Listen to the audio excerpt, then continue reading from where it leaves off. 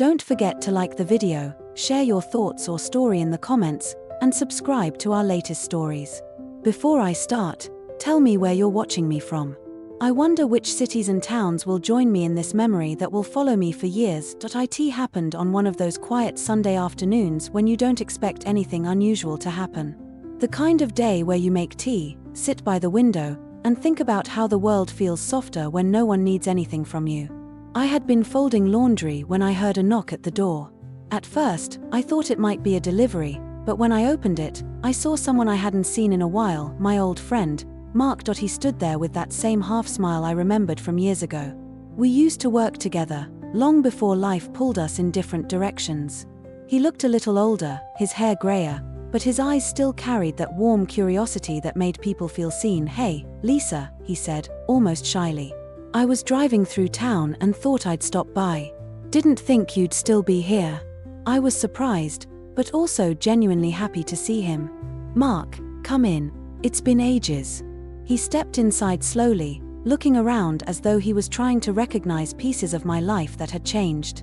My living room smelled faintly of cinnamon from the candle burning on the table, and sunlight stretched across the wooden floor, cutting the room into golden stripes. We sat down with tea, and at first, the conversation felt light, casual updates, shared laughter about old office stories.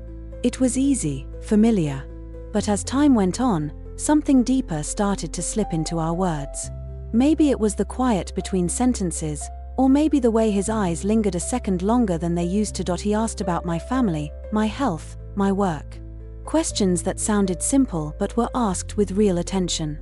I hadn't realized how long it had been since someone had listened to me that way. When I mentioned how life had become more predictable, how every day felt a little too similar, he nodded like he understood. "You know," he said softly, "I think that happens when we stop letting people surprise us. We get used to things staying the same." That struck me more than I expected. For a moment, I felt seen in a way I hadn't in years. The afternoon stretched on, and I noticed the light outside turning pale, the sky dimming into that soft orange that means the day is almost done. Mark stood up and walked to the bookshelf, where an old framed photo sat, one from a company picnic years ago.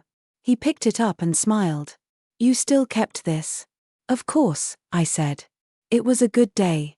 He turned to me, his voice quieter now. "You know, that day.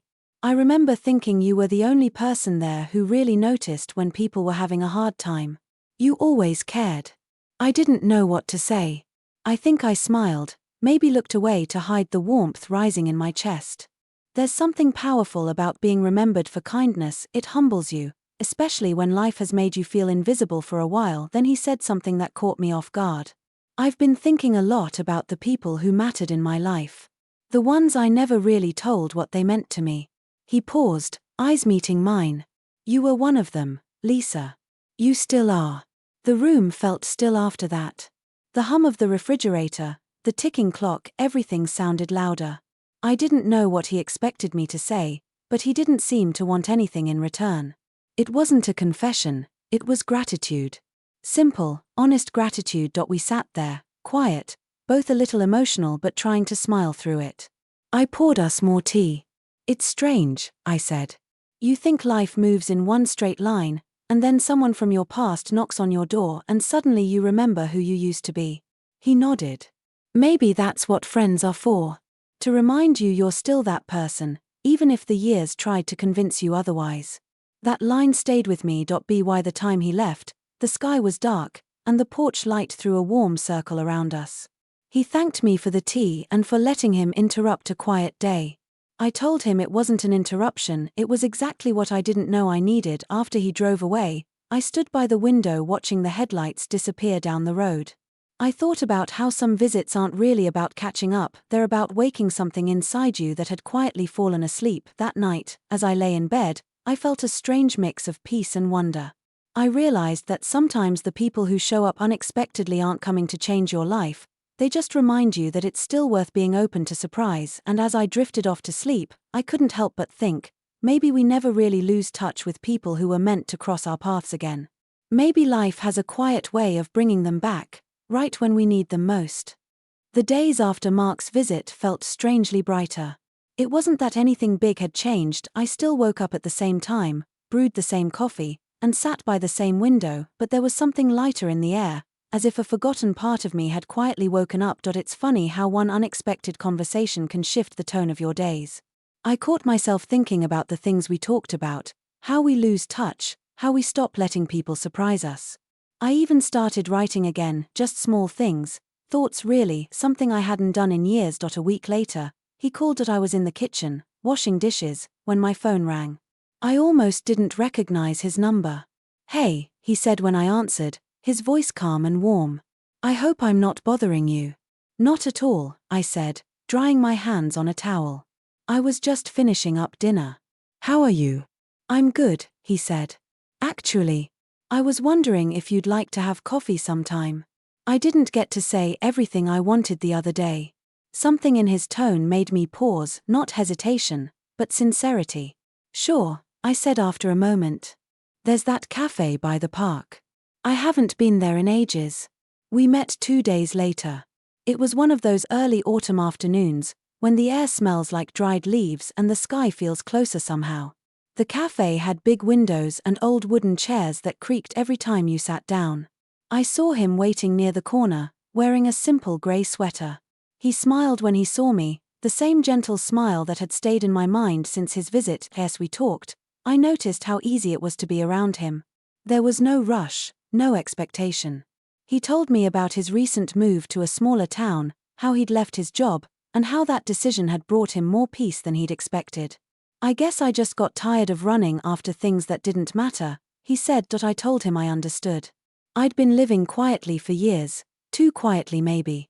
After losing my husband, I'd built my life around routines because they felt safe.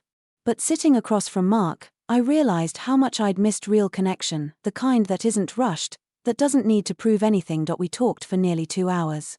The world outside the cafe moved at its own pace, children chasing pigeons, leaves brushing along the sidewalk, a faint guitar playing somewhere in the distance. When I laughed, he laughed too, and there was something comforting about the rhythm of it. At one point, he grew thoughtful. "You know," he said, "I almost didn't come by your house that day. I was sitting in my car thinking maybe you wouldn't even remember me." I smiled. I remembered.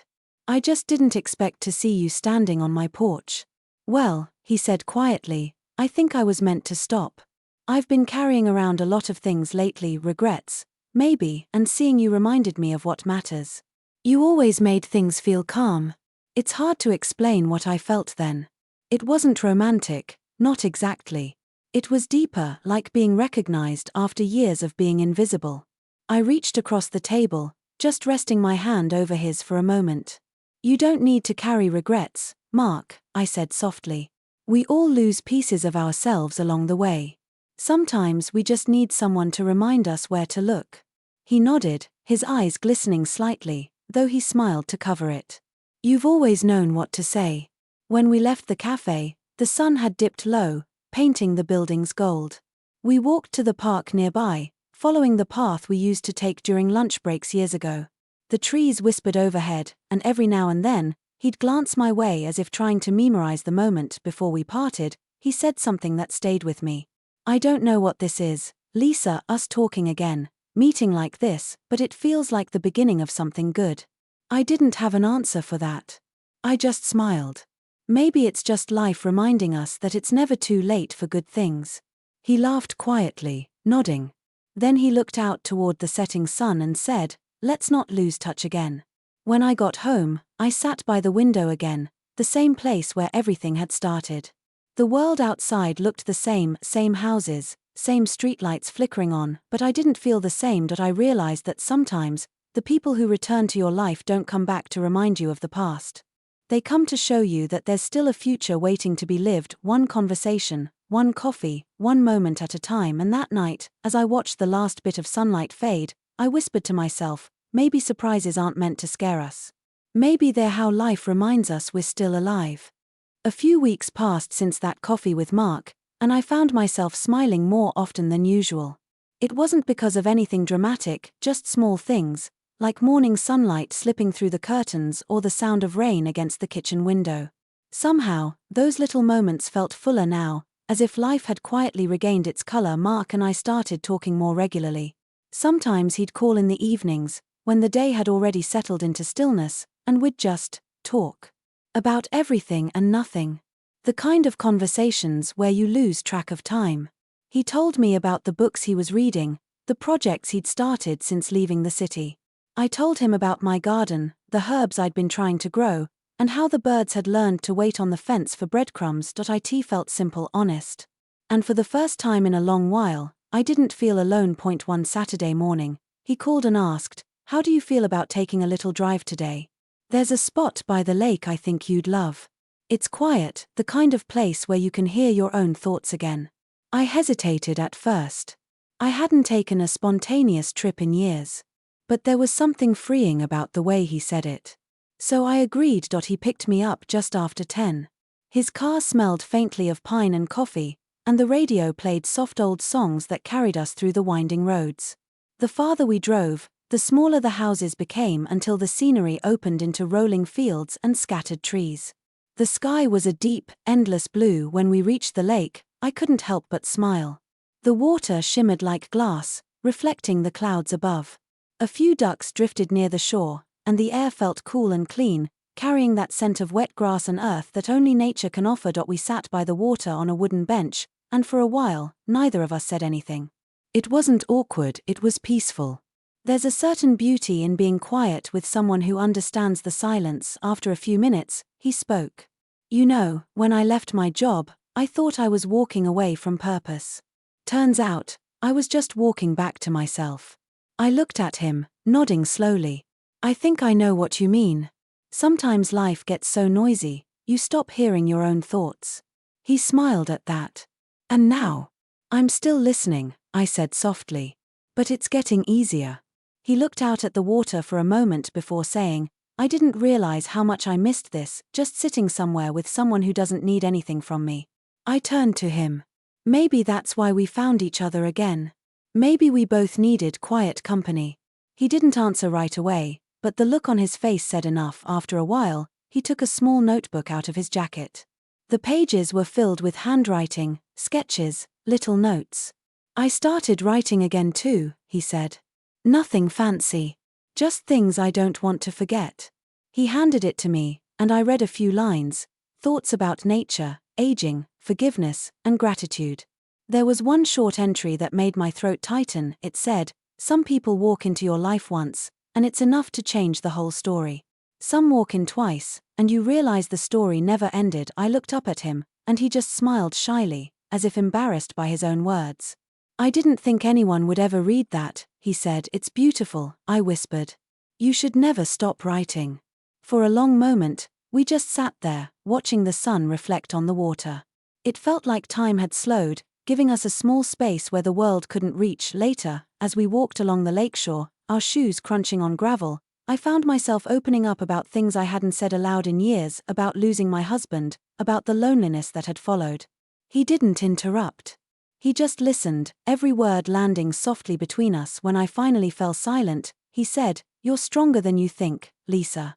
You just forgot what strength feels like when it's quiet." That stayed with me. Before we left, the sun had started to dip behind the trees, turning the water a deep orange. He turned to me and said, "Promise me something, don't go back to living small. You have too much life left in you." I smiled, blinking back tears I didn't expect. "And what about you?" I asked. He grinned. "I'll try to follow my own advice." The drive home was quiet but warm. The kind of silence that speaks louder than words. When he dropped me off, he said, "Let's make this a habit, not the lake necessarily, but these days that remind us we're still here." I nodded. "I'd like that." That night, as I sat by my window once again, I realized something had shifted inside me. For years, I'd believed my story had already been written, that the best parts were behind me. But now, I wasn't so sure Mark hadn't just come back into my life. He'd reminded me of something essential, that it's never too late to feel alive again. That connection, laughter, and even gentle surprise don't belong to any particular age, they belong to anyone willing to open their door when someone unexpected knocks. Winter had quietly arrived by the time Mark and I realized how much our lives had begun to intertwine again. The trees were bare, the air carried a crisp chill, and evenings seemed to come earlier each day. Still, every week we found time to meet, sometimes for a walk, sometimes for dinner, and sometimes just to sit in silence over coffee and let the world drift by. It wasn't about the activity anymore. It was about being there, about knowing someone was willing to share a bit of life's quiet with you. One evening, he called to ask if he could stop by. "I'm near your neighborhood," he said. "I have something for you." When I opened the door, I saw him holding a small wrapped package, his breath visible in the cold night air. "It's nothing big," he said, stepping inside, shaking the chill off his coat. "Just something I thought you might like." I led him to the living room, where the fire was already crackling. The room smelled of pine and cinnamon, my small attempt to make winter feel warm. I handed him a mug of tea, and he passed me the package. Inside was a book, an old, slightly worn hardcover titled Letters from the Quiet Years. "It's a collection of journal entries," he explained. "Written by a woman who decided to document her thoughts after she turned 50. I read it and thought of you, not because you remind me of her exactly, but because of how honestly she wrote about rediscovering herself." I ran my fingers across the cover, touched by the thoughtfulness. "Mark, it's perfect," I said. He smiled. "You've helped me remember who I am, Lisa. I just wanted to give something back." We sat there for a long time, the fire painting soft shadows across the walls. Outside, snow began to fall, slow, steady flakes that landed gently against the windowpane. I read a few lines from the book aloud. The author wrote about solitude, about courage, about learning to open one's heart even after years of silence. Every sentence felt like it belonged in our story somehow. Mark listened quietly, his eyes thoughtful. When I finished reading, he said, "You know what I've learned? We spend so much of our lives chasing meaning, when sometimes it finds us, quietly, through the people we least expect." I looked at him, and there it was again, that sense of familiarity, that peaceful connection that didn't need explaining. "I think you're right," I said. "Sometimes all we have to do is answer the knock at the door." We both laughed softly at that, remembering the day this all began, his unexpected visit, my surprise, and how everything changed in the simplest way possible. As the night went on, we talked about everything, childhood memories, fears, dreams we still carried but rarely spoke about. It wasn't just nostalgia, it was honest reflection. At one point, he grew quiet and said, "I don't know what the next few years will bring, but I know this: I'm grateful for this second chance at friendship. Maybe even at life." I nodded slowly. "Me too, Mark. You reminded me that endings aren't always endings. Sometimes they're invitations to begin again, just differently." He smiled, that same gentle, understanding smile I had come to know so well. "Then let's promise each other something," he said. "No more waiting for life to surprise us. Let's go looking for it." That made me laugh softly. "Deal," I said. When he left that night, he lingered at the door for a moment, looking out at the falling snow. "It's strange," he said. "It feels like the world is slowing down just enough for us to notice it again." After he drove away, I stood there watching the snow collect on the street. Everything was quiet, peaceful, the kind of stillness that only winter brings. I thought back to the woman I was before that knock on the door, the one who thought her story had already settled into its final chapters. I realized now how wrong I had been, because life, it turns out, doesn't care how many birthdays you've celebrated or how many routines you've settled into. It keeps offering new beginnings to those willing to see them, sometimes through an old friend, sometimes through a quiet conversation, and sometimes through something as simple as a shared cup of tea. That night, before I went to bed, I placed the book Mark had given me on my nightstand. I looked at its title again, Letters from the Quiet Years, and smiled to myself. Maybe, I thought, I've just begun my own quiet years. And maybe they're not so quiet after all, because in the end, it wasn't just about a friend visiting me. It was about rediscovering that life still has surprises, gentle, kind, and beautifully human ones, waiting right outside the door.